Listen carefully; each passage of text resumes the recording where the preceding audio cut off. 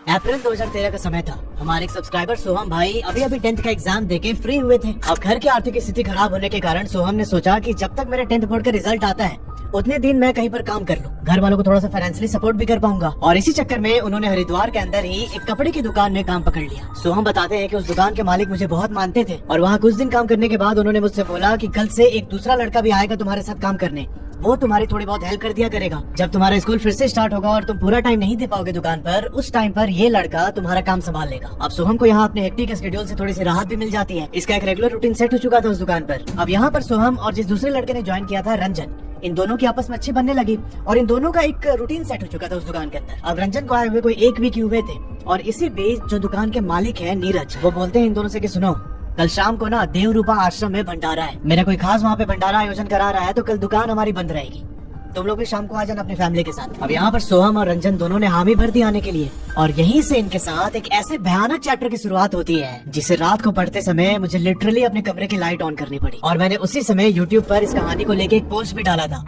कि भाई साहब मेरे दिल और दिमाग में सन्नाटा छा गया एकदम। तो यहाँ सेंटर पर आपको चंडीघाट चौक दिखेगा और इस चौक के थोड़ी दूर पर ही एक कॉलोनी है जहाँ सोहम रहता है। चंडीघाट चौक के लेफ्ट हैंड साइड में एक पुल है, उस पुल को पार करके साइड में एक शमशान घाट आता है और उस शमशान घाट से थोड़ी दूर पर एक आश्रम है जहाँ पर रंजन रहा करता था अपने पेरेंट्स के साथ। और जो ये शमशान घाट है इससे दूसरी डायरेक्शन में आगे की तरफ वो दुकान है जहाँ पर ये दोनों लड़के काम करते थे। अब एक चीज और ध्यान देना कि जो ये चंडीघाट चौक है उससे आगे की तरफ मतलब शमशान के ऑपोजिट डायरेक्शन में एक आश्रम पड़ता है जहाँ पर इनका भंडारा ऑर्गेनाइज होना था। और एक लास्ट चीज, जो ये शमशान घाट है यहाँ से सोहम की कॉलोनी की दूरी कोई 900 मीटर थी। तो अभी आप इन सारे पैरामीटर्स को याद रखिएगा तभी ये स्टोरी पूरी अच्छे समझ में आएगी आपको। तो जैसे मैंने बताया था कि सोहम ने 10th बोर्ड खत्म करने के बाद उस कपड़े की दुकान पर जॉब पकड़ ली थी। दुकान वाले भैया जिनका नाम नीरज था वो इसे बहुत ज्यादा मानते भी थे। और सोहम बताते हैं कि आए दिन ना नीरज भैया मुझसे ये बात बोलते हैं कि भाई तुम ना सुबह जल्दी आया करो और शाम को जल्दी घर पहुँच जाया करो, रात होने के बाद जाने का सीन मत रखा कर यार तू। और इसके पीछे एक बहुत बड़ा कारण भी था।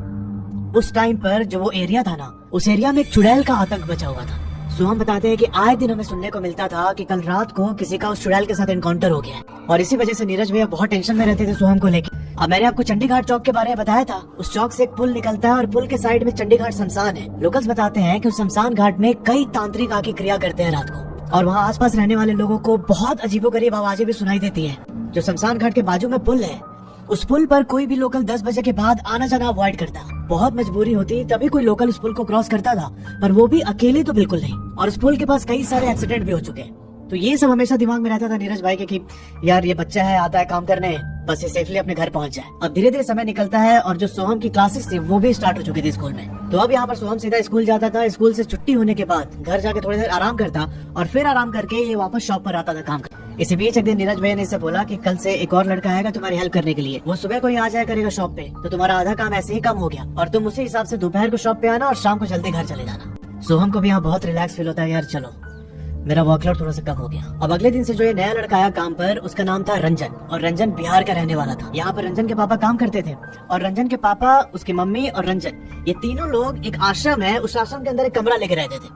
मैं उस आश्रम का नाम नहीं लेना चाहता। तो यहाँ होता ये है कि रंजन के आने के बाद सोहम और रंजन के बीच में अच्छी ट्यूनिंग बैठ गई। इन दोनों को साथ में काम करते करते कोई 1 सप्ताह हो गए थे और फिर आता है सैटरडे का दिन। अब नीरज भाई इन दोनों के पास जाके बोलते हैं कि कल ना रूपा आश्रम में भंडारा है और मुझे भी उस भंडारे के आयोजन में हिस्सा लेना है, तो कल ना शॉप बंद रहेगी, तुम दोनों भी अपने परिवार के साथ शाम के टाइम वहाँ पर पहुँच जाना। अब ये दोनों ये सुन के खुश हो जाते हैं, यार चलो कल छुट्टी मिल जाएगी और भंडारे में भी खाने को मिलेगा। और इन्होंने नीरज भाई के इन्विटेशन के लिए हामी भर दी। अब यहाँ पर आप कंफ्यूज मत होना, जिस आश्रम में रंजन रहता था और जहाँ पर ये भंडारा है वो दोनों ऑपोजिट एंड्स पे थे। सोहम बताते हैं कि भैया हमारे घर पर कोई भी व्हीकल नहीं है, सिर्फ एक साइकिल है जो पापा लेके काम पर जाते हैं। तो यहाँ मैंने और रंजन ने पैदल ही भंडारे वाले आश्रम की ओर जाने का डिसीजन लिया। अब अगले दिन शाम को जब भंडारा था, रंजन अपने घर से निकलता है, वो चंडीघाट वाला पुल क्रॉस करके सोहम की कॉलोनी की तरफ चला। सोहम अपने घर पर रेडी होके बैठा था, वहाँ से ये दोनों सीधा चल के भंडारे वाले आश्रम पहुँचते हैं।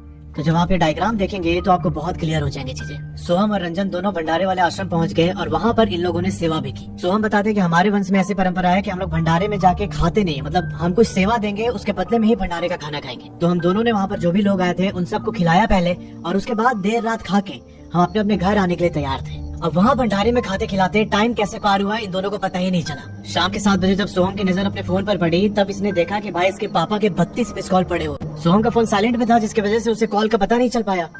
फिर सोहम ने नीरज भैया को राम राम किया और जाते समय रंजन से बोला कि यार मैं जा रहा हूँ अपने घर, तू भी चलेगा क्या साथ में। तब यहाँ रंजन बोलता है कि भाई आज ना मैं अपनी दीदी के घर पे रुकूंगा, मेरी दीदी का घर यही देवरूपा कॉलोनी में है, तो अभी भंडारे का काम निपटा के मैं वहीं रुक जाऊंगा आज रात के टाइम। अब जो ये भंडारा वाला आश्रम था उसी के जस्ट पास में रंजन के दीदी का घर भी था। तो सोहम बोलता है इसको कि ठीक है भाई तो रुक जा, मैं जाता हूँ अपने घर। ये चुपचाप अपने घर आ गया और जैसे ये घर पहुंचा भाई साहब इसके घर वाले इस पे चिल्लाना शुरू कर दिए। पापा ने बहुत डांटा इसे कि कुछ समझ में नहीं आता, तुझे कॉल इतनी बार किया कॉल नहीं उठाया, और इन सब की वजह से ना सोहम का मूड एकदम चिड़चिड़ा हो जाता है। थोड़ी देर के बाद रात के 9 बजे इसकी मम्मी ने इससे खाने के लिए पूछा तो इसने गुस्से में खाने को मना कर दिया।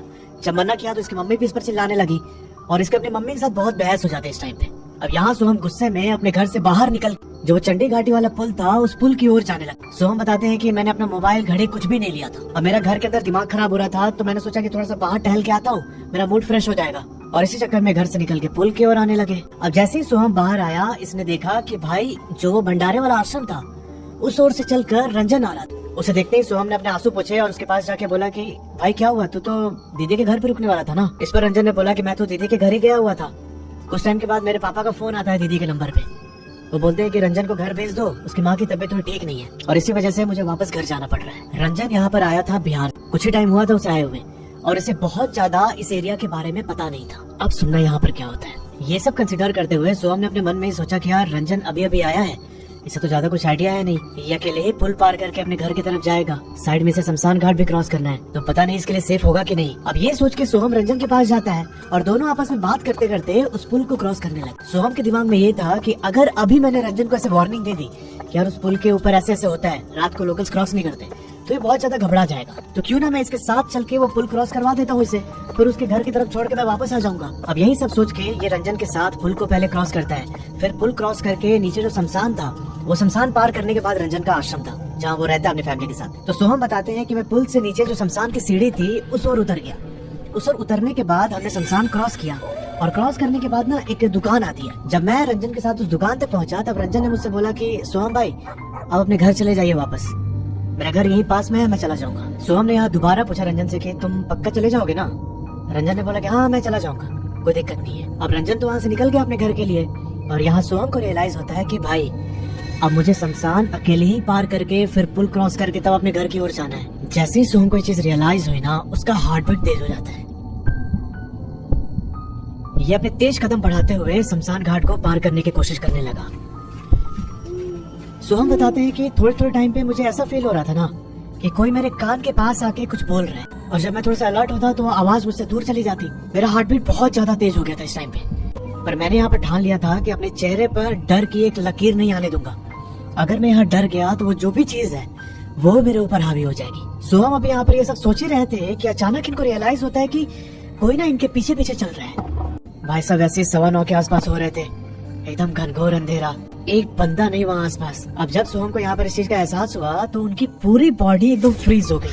सोहम बताते हैं कि ऐसा लग रहा था कि किसी चीज ने मुझे एकदम जकड़ लिया है। मैं आगे बढ़ने के लिए अपना पैर उठा रहा था पर मेरा पैर अपनी जगह पर ही फ्रीज हो गया है। ऐसा लग रहा था कि जम गया मेरा पूरा शरीर। अब इस समय डर के मारे सोहम के जुबान पर हनुमान जी का नाम आया। सोहम बताते हैं कि मैं बार बार उस नाम को दोहराता गया और धीरे धीरे मेरी बॉडी थोड़ी सी फ्री हुई और जैसे ही मेरी बॉडी फ्री हुई मैंने अपने दोनों हाथ की मुट्ठी बांधी एकदम जोर से और वहाँ से भागते हुए जो पुल की सीढ़ी थी उस सीढ़ी की ओर जाने लगा। ये शमशान घाट है, उसके बाद सीढ़ी है और सीढ़ी चढ़ के इनको पुल पर जाना था। पर फिर भैया जैसे ही मैंने उस सीढ़ी पर पहला कदम रखा ना मुझे पीछे से आवाज आने लगी कि मुझे बचा लो, और ये आवाज इतनी ज्यादा डरावनी थी कि मैं वहीं पर रुक जाता हूँ। सामने बस 4 ही सीढ़ी क्रॉस करके मुझे ऊपर पुल पर चढ़ना था, पर पता नहीं मेरी हिम्मत ही नहीं हुई कि मैं अपने कदम आगे बढ़ा। मैं बिना उस आवाज को रिस्पॉन्ड किए मैं अपने कदम पीछे लेने लगा और पीछे कदम लेते हुए वो वापस शमशान वाले इलाके में पहुंच जाते हैं। और जब ये शमशान के बीचों बीच पहुंचे तो उनको दिखाई देता है कि सामने 4-5 बड़े बड़े पत्थर पड़े हुए हैं। अब सोहम को यह समझ नहीं आ रहा था कि क्या करे, क्योंकि जो वो आवाज मदद मांग रही थी ना वो लगातार तेज होते जा रही है। अब यहाँ पर सोहम की जितनी बुद्धि चली उसने उसके अनुसार एक डिसीजन लिया। ये उन पत्थरों के पीछे जाके छुप जाते हैं। इनको लगा कि अगर कोई होगा भी तो मैं यहाँ छुप के बैठ जाऊंगा, मुझे वो देख नहीं पाएगा। पर भाई साहब ये उसकी बहुत बड़ी गलतफहमी थी। अब सोहम यहाँ पत्थर के पीछे बैठ के चुपचाप उस आवाज की ओर देख रहा है। अभी से कुछ भी दिखाई नहीं दे रहा था, सिर्फ इसे आवाज आ रही थी कि बचा लो मेरे को, बचा लो। फिर सोहम बताते हैं कि वहाँ बैठने के 15-20 सेकंड के बाद मुझे उस पत्थर से 40 फीट की दूरी पर एक आदमी दिखाई देता है और यही आदमी जमीन पर लेट के ना मुझसे मदद की गुहार लगा रहा था। पर यहाँ पर ना भैया मुझे सिर्फ उसके कंधे तक का हिस्सा दिखाई दे रहा है और उसके कुछ टाइम के बाद ही मुझे उस आदमी के पैर की तरफ से दो 7-7 फुट के अघोरी आते हुए दिखाई थी। वो कोई आम अघोरी नहीं लग रहे थे। उन्होंने अपने पूरे शरीर पर राख लपेटा हुआ था और उनकी शक्ल इतनी ज्यादा भयानक थी कि अगर वो किसी इंसान के सामने चले जाए तो वो हार्ट अटैक से ही मर जाएगा। वो दोनों उस आदमी के पास आके बैठते हैं और फिर उस आदमी को जिंदा ही खाना स्टार्ट कर दिया। उस आदमी का मांस नोच नोच के दोनों खाए जा रहे थे और उनकी खाने की स्पीड इतनी ज्यादा तेज थी कि जैसे वो पानी पी रहा। जैसे जैसे उस आदमी के देह से मांस का टुकड़ा निकलता, उस आदमी के चिल्लाने की आवाज और तेज होते जा रही थी। वो मुझसे बार बार मदद की गुहार लगा रहा था। अब मैं ये सब देख के एकदम सन्न रह गया। मैंने सोचा कि मैं कैसे ही जाके उसकी मदद करूं। मैं अगर वहाँ पर गया तो ये दोनों मुझे भी खाने लगेंगे। मेरे पास कोई ऑप्शन नहीं था। मैं चुपचाप उस पत्थर के पीछे बैठ के वो सारे नजारे देख रहा था। अब कुछ टाइम के बाद वो आदमी छटपटाते हुए अपनी आखिरी सांसें लेता है। अब उस टाइम पर उन दोनों अघोरियों के मुंह में जो मांस का टुकड़ा था ना, उन्होंने उस मांस के टुकड़े को साइड में थूक दिया। थूकने के बाद जो वहाँ पर राख पड़ी हुई थी, वो राख उठा के खाने लगे दोनों। उसी राख को खाते हैं और फिर अपने पूरे शरीर में मलने के बाद उस आदमी के बॉडी से थोड़ी दूर जाके ये दोनों आंख बंद करके ध्यान में बैठ जाते हैं। मुझे कुछ समझ में नहीं आ रहा था क्या करूं, पर फिर मुझे लगा कि यहाँ पर चांस है। वो दोनों मेरी ओर देख नहीं रहे हैं, तो अब चलो यहाँ से निकल के वापस ऊपर पुल पर चढ़ता हूँ और फिर मैं सीधा घर की ओर भागूंगा। सोहम यहाँ पर हनुमान जी का नाम लेते हुए भाग के उस सीढ़ी की ओर जाता है जिस पर चढ़ के उसे पुल के ऊपर जाना था। सोहम बताते हैं कि भैया मैं बस 2 सीढ़ी चढ़ा था और मुझे फिर से उस आदमी की मदद की आवाज सुनाई देने लगी। वो फिर से कराते हुए मुझे आवाज लगा रहा था कि मुझे बचा लो इनसे। मुझे समझ नहीं आया कि क्या हो रहा है। ये तो अभी मर गया था ना, पर फिर वो कैसे बोल रहा है। और ऐसे कंफ्यूजन में मैंने अपनी गर्दन पीछे घुमाई और मैंने दोबारा वही सारे नजारे देखे कि वो दोनों अघोरी आते हैं। उनका पूरा शरीर राख में लिपटा हुआ था और वो दोनों फिर से उस आदमी को खा रहे हैं। मतलब अभी जो पहले हुआ था ना सीन, वो फिर से दोबारा एग्जैक्ट रिपीट हो रहा है। सोहम यहाँ पर डर के मारे रोने लगे जोर जोर से और जैसे तैसे हिम्मत करके वो सीढ़ी पार करके पुल के ऊपर पहुँचते हैं। यहाँ सोहम बताते हैं कि भैया दिन के समय उस पुल को पार करने में 3 से 4 मिनट का टाइम लगता है, पर यहाँ मैं अगले 15 मिनट तक उस पुल पर भागता कि उसे क्रॉस करके मैं जैसे अपने घर की तरफ मुड़ जाऊँ। पर 15 मिनट के बाद भी मैं यही देखता हूँ कि मैं बस उस पुल के स्टार्टिंग में ही खड़ा हूँ जहाँ शमशान की सीढ़ी क्रॉस करके मैं पहुँचा था। मैं एक कदम भी वहाँ से आगे बढ़ ही नहीं पाया था। सोहम को यहाँ रियलाइज हो गया कि ये आज उनका आखिरी दिन है। ये बताते हैं कि जिस पुल पर मैं खड़ा था वहाँ से एक साइड पर चंडी देवी का मंदिर है और दूसरी साइड पर मनसा देवी दिखाई देती है। सोहम यहाँ पर एक एक करके उन दोनों मंदिरों की तरफ देखता है और फिर हाथ जोड़ के अपने कुल देवता से प्रार्थना करने लगे, प्लीज मुझे इस जगह से निकालिए, मेरी रक्षा कीजिए। और ऐसा बोलने के बाद सोहम हनुमान चालीसा पढ़ना स्टार्ट करते हैं और पढ़ते पढ़ते अगले 5 से 8 मिनट में उन्होंने उस ब्रिज को पार कर लिया। ब्रिज पार करके जब अपने घर पहुंचे तो रात के 1:45 बज रहे थे और उनकी मम्मी वहीं घर के बाहर बैठ के रो रही। सोहम के पापा भी बहुत परेशान थे। वो बोलते हैं कि कम से कम बता के तो जाता कहाँ जा रहा है। सोहम बोला कि नहीं, मैं बस यहीं पे से टहलने चला गया था, मेरा मूड थोड़ा ठीक नहीं था। तो इनके मम्मी पापा किसी ने भी खाना नहीं खाया था। ये तीनों एक साथ बैठ के खाना खाते हैं। सोहम बताते हैं कि भैया मेरे गले से खाना उतर ही नहीं रहा था। वो सीन जो अभी मैंने देखा वही चल रहा था मेरे दिमाग में। सोहम खाना खाने के बाद जाके अपने बेड पर लेट जाते हैं और ये बताते हैं कि भैया सुबह 4 से 5 बजे के बीच में ना मुझे रंजन के पापा का कॉल आया। अब रंजन के पापा का कॉल देख के सोहम एकदम घबरा जाता है। पिछले रात रंजन ने बताया था कि मेरी माँ की तबीयत खराब है, तो सोहम को यहाँ बुरे बुरे ख्याल आने लगे कहीं उसकी माँ को कुछ हो तो नहीं गया।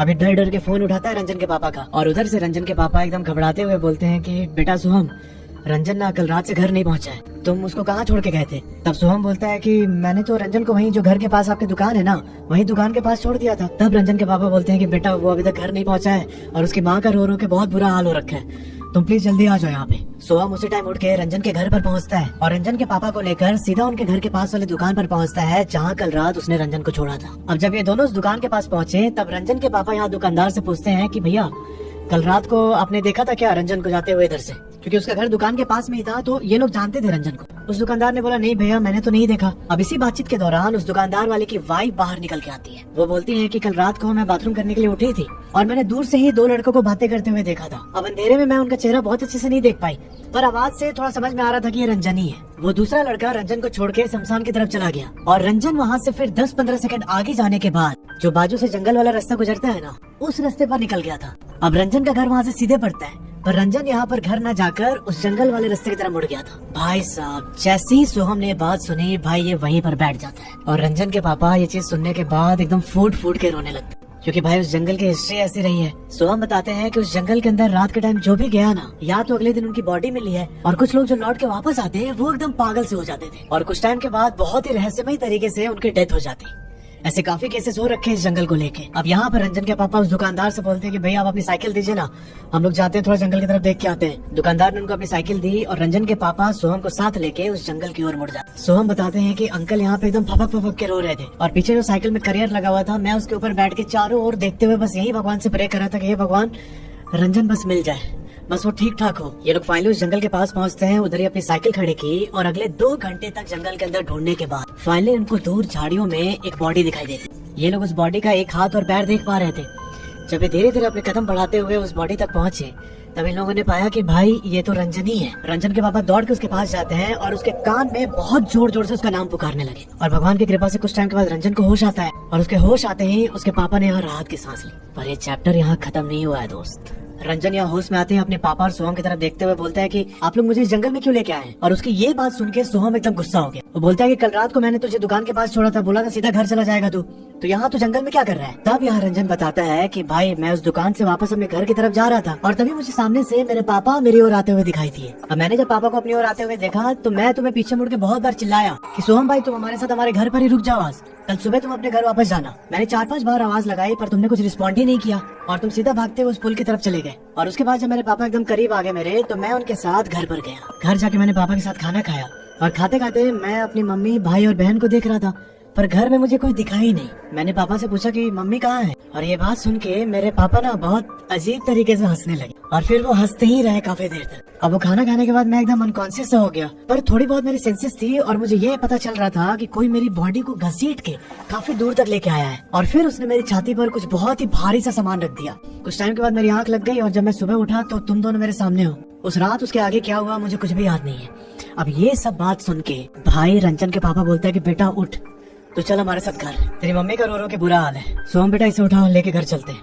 और ये दोनों रंजन को लेके घर की ओर निकल गए। सोहम बताते हैं कि रंजन के घर से कोई 150 मीटर पहले उसके पापा आगे आगे चल रहे थे और मैं और रंजन आपस में बात करते हुए आ रहे। हम तीनों फाइनली उसके घर पर पहुंचते हैं और रंजन के पापा सबसे पहले घर के अंदर गए। मैं और रंजन अभी आपस में बात कर रहे थे और इसी बीच रंजन अचानक रुक जाता है। रुकने के बाद उसने सोहम की तरफ देखा और एक बहुत ही डरावनी सी स्माइल पास। सोहम बताते हैं कि जिस तरीके से रंजन मुझे देख रहा था ना, मेरे आंखों के सामने कल रात वाला पूरा सीन रिपीट होने लगा। मैं यहाँ पे डर गया था बहुत ज्यादा, मैं बस जल्दी से घर के अंदर जाना चाहता था। और इसी बीच सोहम मुझसे बोलता है कि क्या हुआ, कल रात को वो पुल पार नहीं हो पा रहा था ना तुझसे, कोई चीज थी जो मुझे रोक रही थी, नहीं तो आज तो मेरे सामने खड़ा नहीं होता। भाई साहब सोहम ने बताया कि भैया पहली बार ऐसा हुआ मेरे साथ कि डर के मारे मेरे थोड़े से सुसु निकले। मुझे बताने में बिल्कुल शर्म नहीं आ रहा है क्योंकि जो उस दिन मैंने फेस किया था ना, जो मैं रंजन को देख पा रहा था, वो डर का लेवल कुछ और ही था। मैं ऐसे लिख कर भी एक्सप्रेस नहीं कर पा रहा हूँ पूरा। अब वो लाइन सुनने के बाद सोहम कुछ भी रिएक्ट करते हैं उससे पहले ही रंजन उसका गला पकड़ता है और सीधा उसे उठा के घर के अंदर फेंक देता है। सोहम बताते कि मेरे हाथ और पैर में बहुत तेज चोट लगी थी और जैसे ही मैं फ्लोर पर गिरा रंजन के पापा दौड़ के मेरे पास आए। वो रंजन को खींच के घर के अंदर लेके आते हैं और फिर बोलने लगे कि बेटा पता नहीं क्या हो गया रंजन को। अब इस पर सोहम ने जवाब दिया कि अंकल अब बस बहुत हो गया, मैं बहुत परेशान हो चुका हूँ ऑलरेडी, अब आप रंजन का हाल अपने आप देखिए। और ये बोल के सोहम वापस अपने घर आ जाता है। घर आने के बाद इन्होंने किसी को कुछ नहीं बताया। अगले दिन सोहम रंजन के पापा को कॉल करके पूछता है कि अंकल कैसा है रंजन। तब रंजन के पापा ने बोला कि बेटा हमने एक बाबा को दिखाया है और उन्होंने बताया कि इस पर एक बहुत ही शक्तिशाली आत्मा ने अपना कब्जा कर लिया है। अपनी तरफ से पापा ने बहुत ट्राई किया पर वो रंजन का शरीर छोड़ने को तैयार ही नहीं थी। फिर बाद में उन्होंने अपने गुरु से बात करके एक मुर्गे की बलि दी और बलि देने के बाद फाइनली रंजन थोड़ा सा नॉर्मल हुआ है। बेटा हमें ऐसा लग रहा है कि यहाँ की हवा पानी सही नहीं है, तो हम ना रंजन को वापस बिहार भेज देंगे अब, और कुछ टाइम के बाद हम भी वहीं शिफ्ट हो जाएंगे। रंजन ने बोला कि ठीक है अंकल आपकी जैसी मर्जी, पर फिर कभी बाद में अगर हरिद्वार आओ तो बताना। और ये बोल के सोहम ने फोन काट दिया। अब सोहम ने ईमेल के बिल्कुल लास्ट में जो पैराग्राफ लिखा था वो मैं आपको एग्जैक्ट पढ़ के सुनाता हूँ। वो बोलते हैं कि भैया मैंने जो भी बताया उसमें कुछ भी झूठ नहीं है और अब तो हमारी वो कॉलोनी भी टूट चुकी है। जो वो शमशान है उस जगह पर एक गंगा घाट बन गया है और जो शमशान था उसको एक बहुत अलग जगह दे दिया गया है। बट अभी वहाँ पर लोगों का कहना है कि यहाँ से घाट के आसपास किसी न किसी को रात को घूमते हुए देखा है या यहाँ से भयानक सी आवाजें आती। प्लीज भाई जी कुछ भी करना, मेरा नाम और जगह का नाम और हमारे वंश का नाम कहीं भी रिवील मत कीजिएगा भैया, प्लीज रिक्वेस्ट आपसे। तो यार ये थी सोहम की पूरी कहानी। Thanks for watching.